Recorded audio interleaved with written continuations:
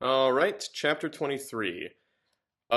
Previously on Empress Theresa, because I guess I'm just kind of trying to get back to things and all that.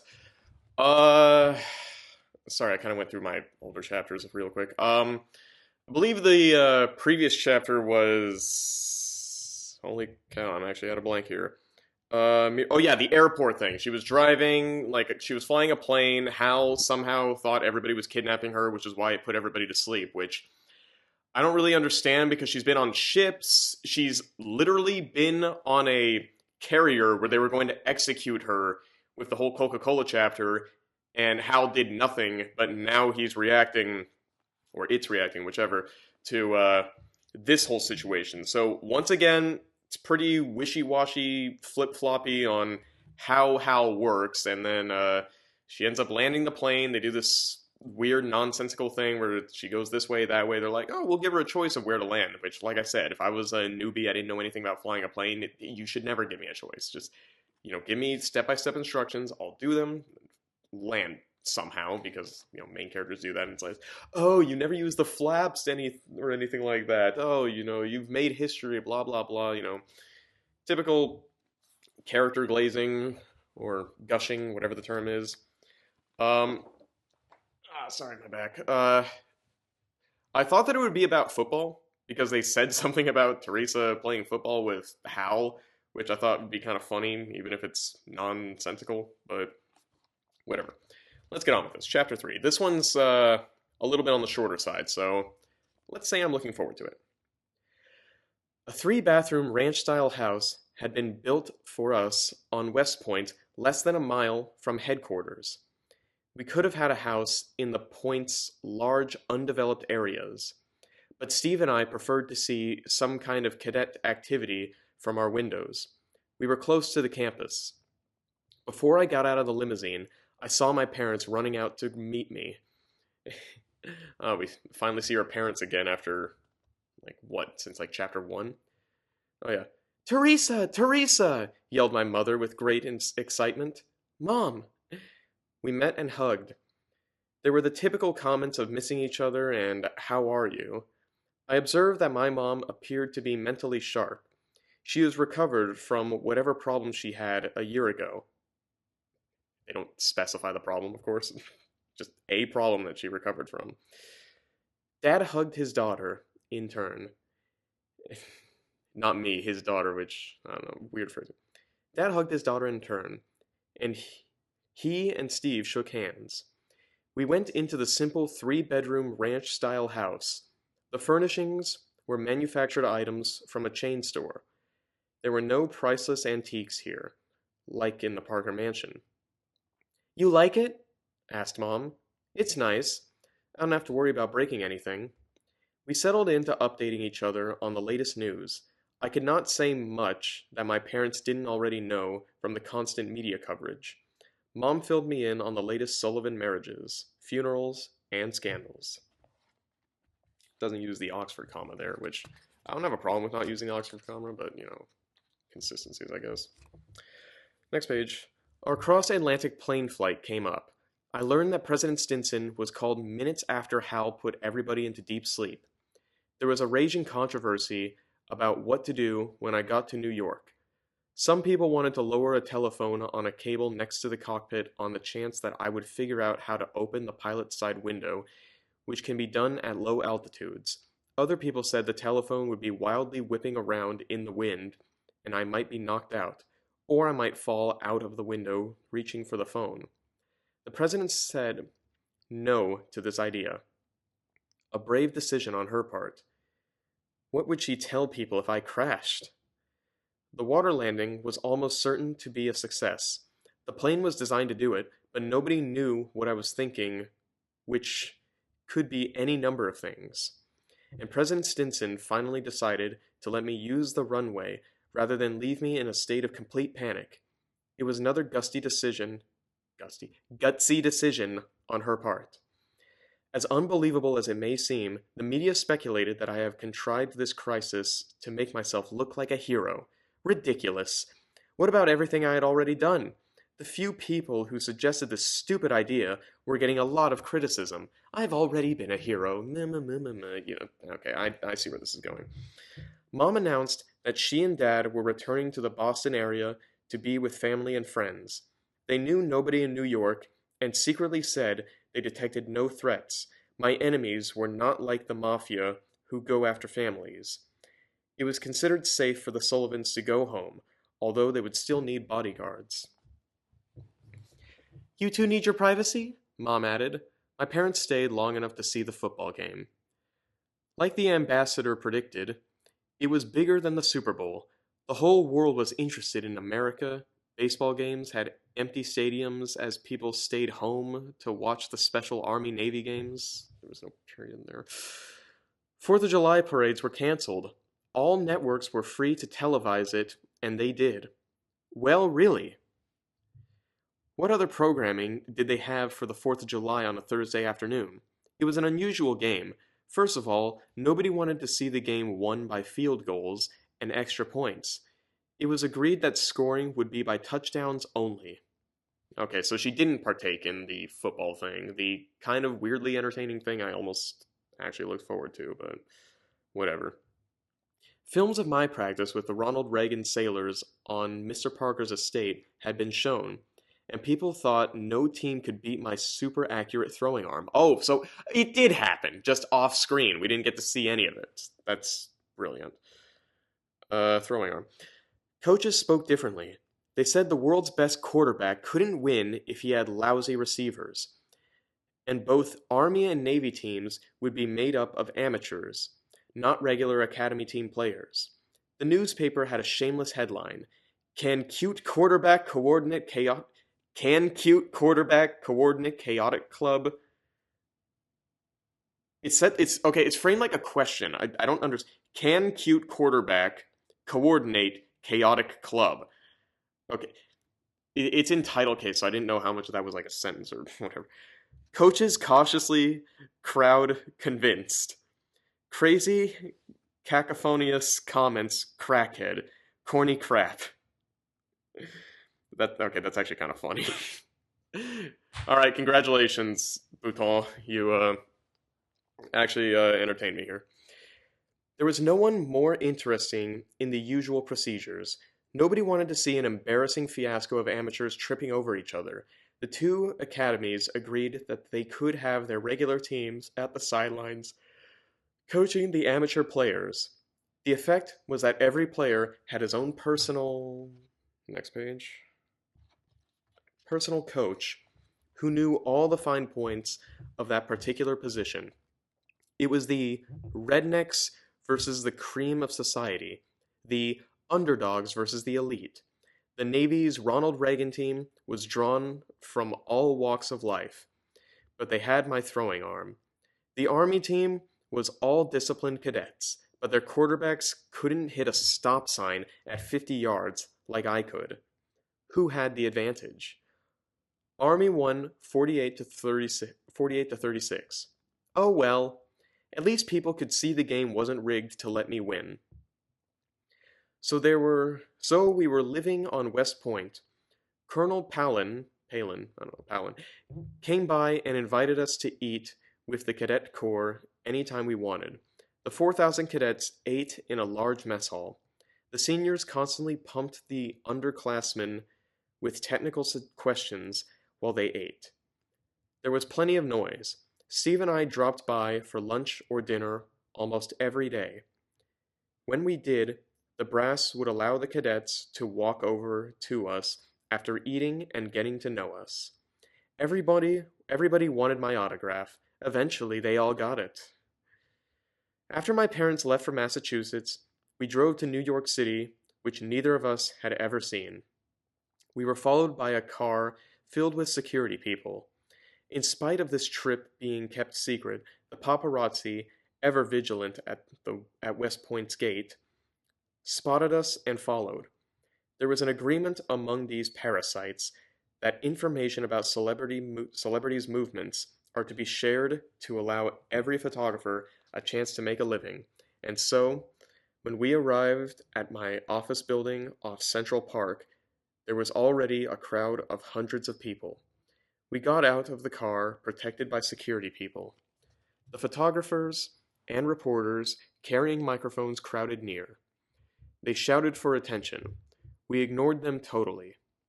It was like we were walking through the woods with nobody around for miles. This would make lousy television, which was what we wanted. So you see a famous person from their car to a door. So what? They don't say anything if they don't look at the camera, if nothing at all happens. Do you want to tune into news tomorrow to see them get out of the car and walk to a door again? Eventually, these parasites would go away. Actually, sounds like decent writing here, I know. We went upstairs to talk to my financial manager, Jan Struthers, who directed my oil, gold, silver, and base metal businesses. I had bought down 1 billion tons of rust-proof nickel, which had lots of uses. Is rust-proof one word? I don't know if that's like grammatically incorrect. I'm just kind of curious. I was also bringing down coppers, chromium, titanium, and other metals. Theresa's island was now producing 3 million barrels of oil a day, with 15 million a day expected in a year. Beyond that, nobody dared predict the volume. I was going to be richer than most entire countries. While I had said I'd sell the oil at $10, I couldn't control the world price until I had a monopoly on the stuff. That would take a few years. The world price was down to $32 and kept steady there. Jan told me something surprising. The oil companies were afraid that I might change my mind later and keep the price up.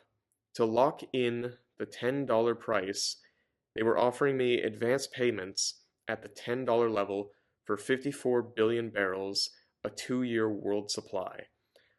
All I had to do was sign a piece of paper Jan held out to me to make an official contract. Next page. Steve nodded his approval. I agreed to it. Jan brought in a bunch of oil company executives and photographers to witness the single greatest financial deal in history, because of course it is. I signed. I now had around $500 billion in the bank. After more pictures were taken, Jan told the executives, "Thank you, gentlemen. We need privacy now." The executives left. Jan got on the phone again and said, "Send them in." 5 more executives came in. Jan explained, "You have so much money you can't put more than a small amount of it in the stocks market without driving stock prices crazy. There's an alternative. Buy out entire companies." What companies? What companies? Boeing Aircraft, Ford Motor, General Electric, U.S. Steel, and Nucor Steel. Nucor Steel. I don't know. Nucor. Somebody can please correct me on that. Like a hitchhiker, Jan crooked her thumb towards the 5 executives. One of them spoke. "I'm CEO of U.S. Steel. After World War II, America dominated the world steel industry. Now all large countries have steelworks. Nobody makes a profit. You can get all the metals free and make America dominant again." I feel like I should have made like kind of a Trump voice. Make America dominant again. I'll do the Trump voice. Yeah. "I'm CEO of Ford. All our companies use metals. Combining our 5 companies into one privately held company will give us an unbeatable competitive advantage. There are certain synergies in cooperating with each other." Steve said, "Countries are already talking about imposing import duties on the United States because Theresa has a monopoly on gold and oil. Now you want her to monopolize manufacturing too?" The 5 executives looked like little boys who didn't get anything for Christmas. They had no answer to Steve's remarks. Taking over manufacturing could start a global trade war. Steve and I got up to leave. "Sorry, Theresa," said Jan Struthers, who looked more embarrassed than anybody. As my financial manager, she should have thought of these things. "It's all right," I assured her. Not long before we returned to the States, Jan found us an apartment in downtown Manhattan. It was in an office building because we couldn't stay in the average apartment building. It would be too disrupting to the other tenants. We got back in the car to drive down Fifth Avenue. We had rented half a floor of an office building close to St. Patrick's Cathedral, Rockefeller Center, and Times Square. Our half was sealed off from the rest of the floor and converted into a living space. Here, we could stay for days or weeks at a time with frequent trips back to the West Point house for a more relaxing existence. We visited the apartment and were very satisfied. Jan had done a great job getting it ready. The view of the club's activities were spectacular. The Empire State Building was close by, and we could see parts of the Hudson River over the Lower West Side. After an hour's rest, we went down to the street. A team of security people appeared from nowhere. Yeah. "Our friends are here," said Steve. "How do they know we're going out?" "They watch the elevator." We were instantly recognized by pedestrians. Next page. I didn't return their waves or greetings. People had to learn I wanted to be left alone, and if they thought I was a snob, that couldn't be helped. I could not acknowledge every person I walked by and live normally. There were few reporters trailing us. The word had gotten out quickly. There was no story to be gotten from Theresa on the street. Boring pictures of nothing happening was not enough to hold viewers. Our first destination was the theater district to buy tickets to a popular play for the next night.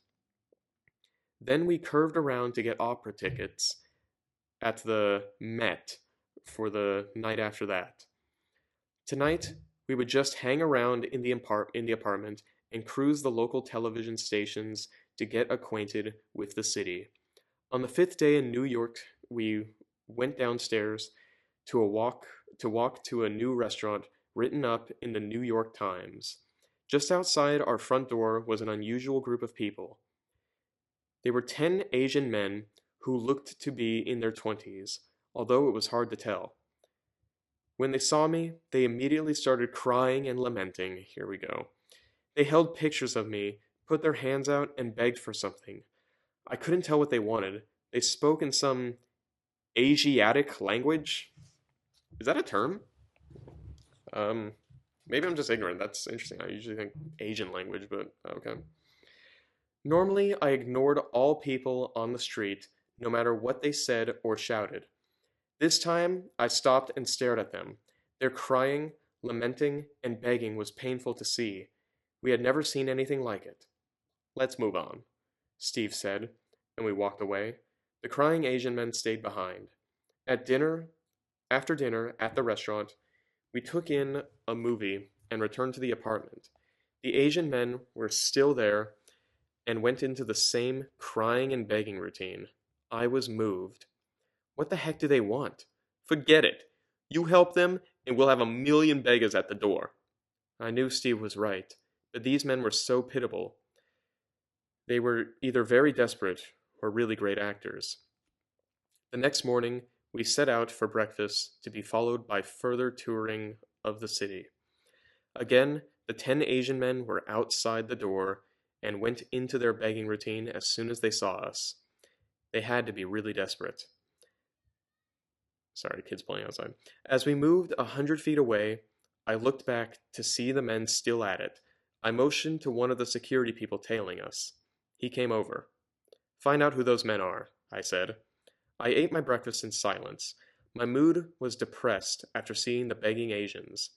The day was ruined. Steve didn't even try to make conversation.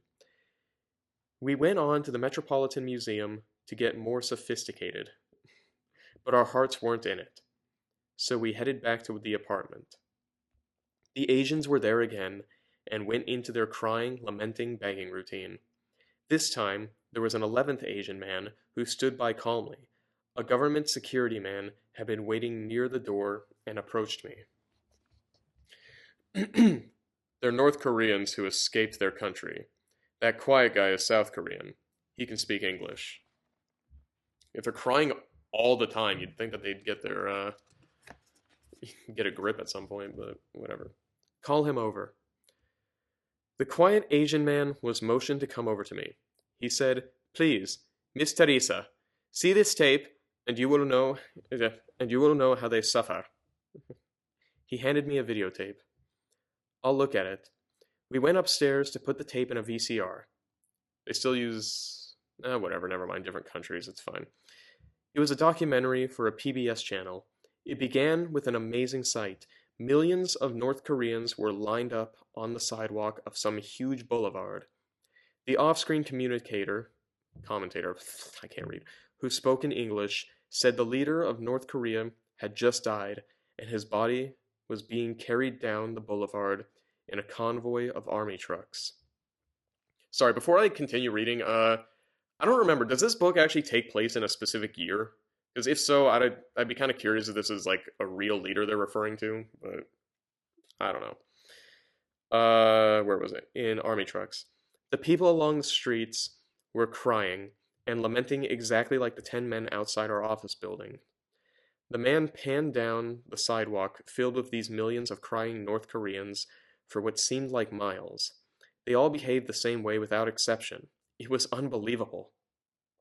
I don't know who's talking. Okay. The people mourn for the man they call our dear leader, explained the commentator. Excuse me, sorry. It is hard to know if their emotion is genuine or a display of what they are expected to do. They have been raised in this society since the 1950s.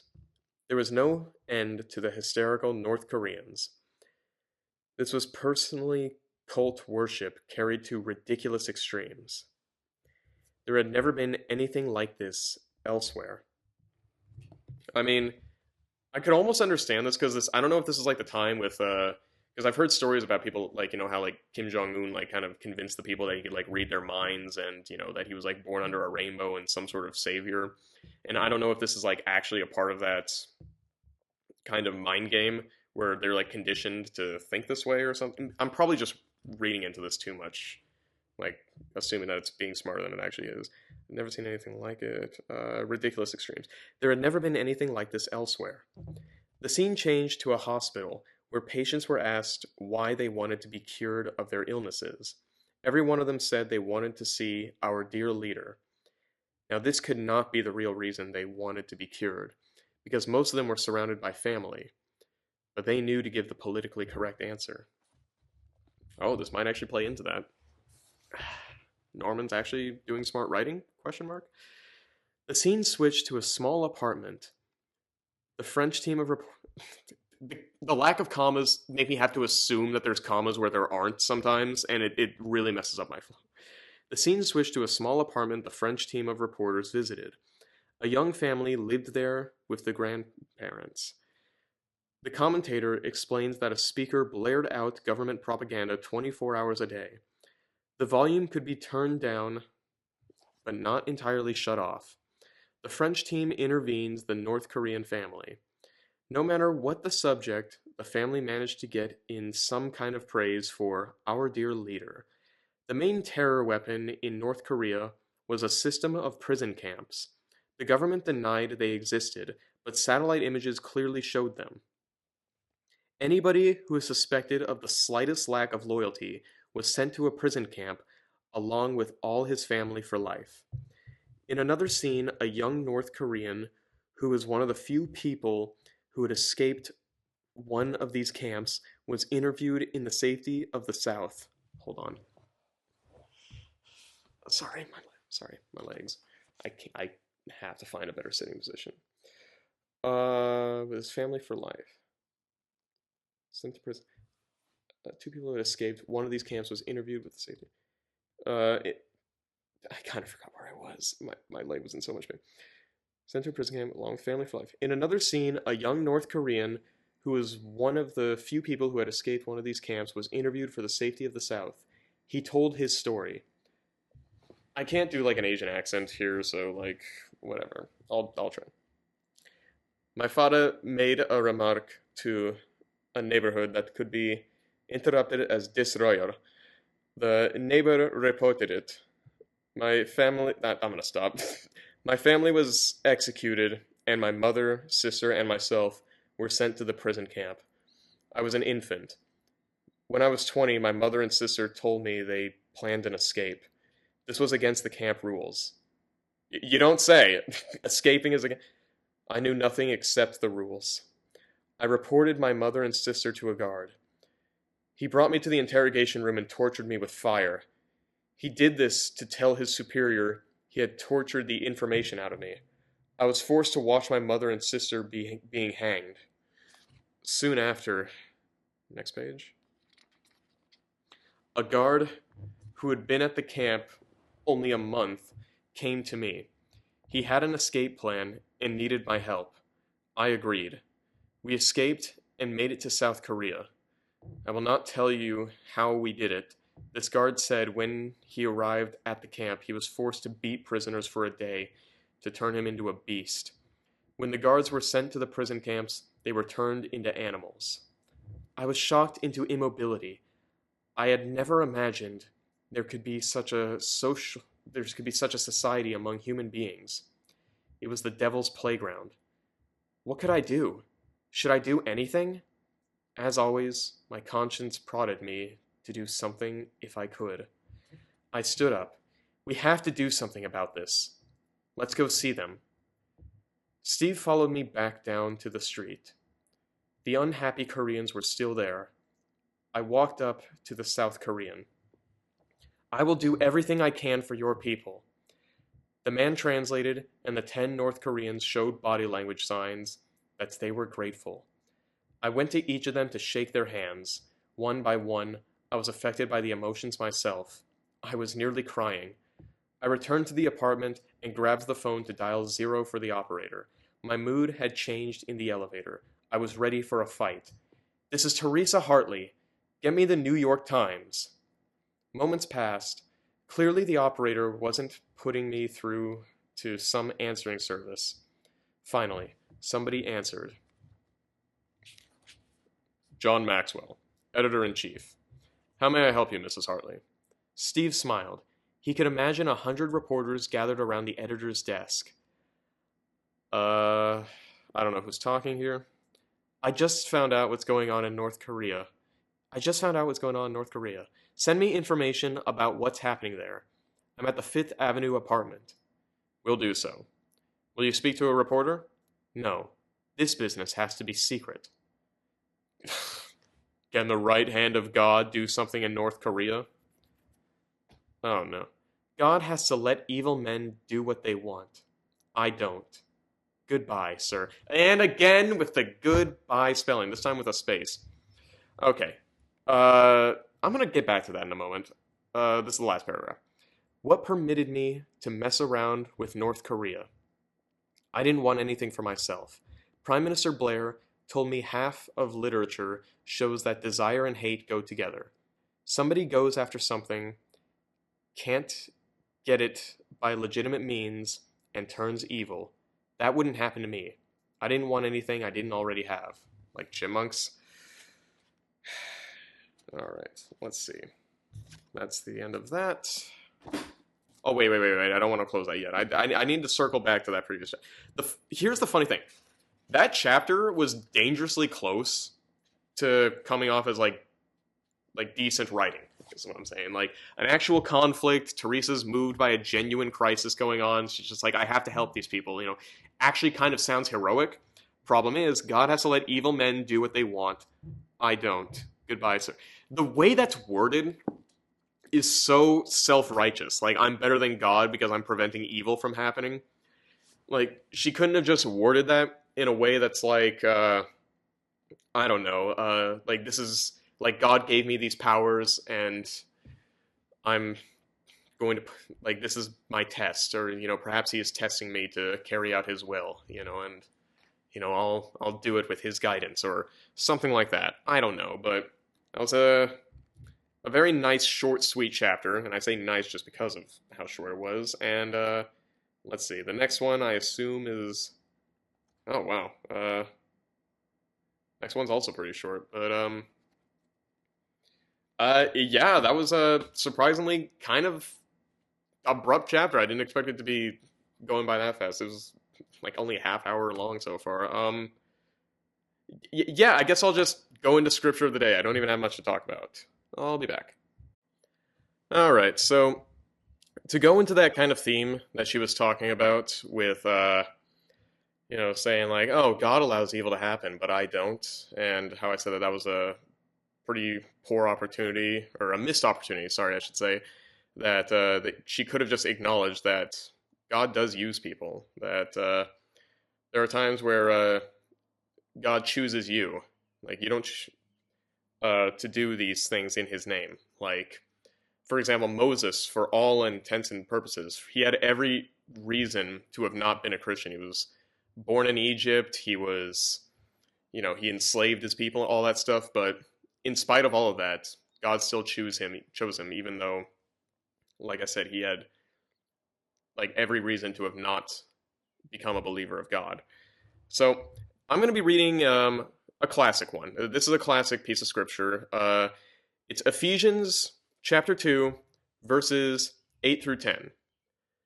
For by grace you have been saved through faith, and not of yourselves. It is the gift of God, not as a result of works, so that no one may boast. For we are His workmanship, created in Christ Jesus for good works, which God prepared beforehand, so that we would walk in them.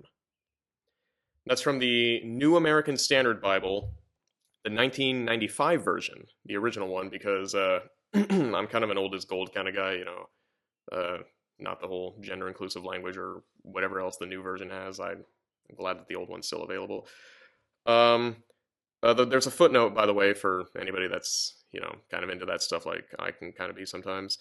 For you say that not of yourselves, i.e., that salvation is what it also says in the footnotes. Yeah, I think that's a very good piece of scripture to use for this. It's classic. It's often brought up for people that think that they're not enough, that they have this sin or this thing that's like chained around them, and they feel like they're not worthy of God's love or anything. It's nothing to do with works. It's just putting your faith into Jesus Christ, choosing Him as the narrow path, and that's absolutely beautiful. And it'd be nice to see Theresa reflect that or understand that, or even for Norman to understand that, I should say. Anyway, that will be the end of that. Have a good one, and God bless you.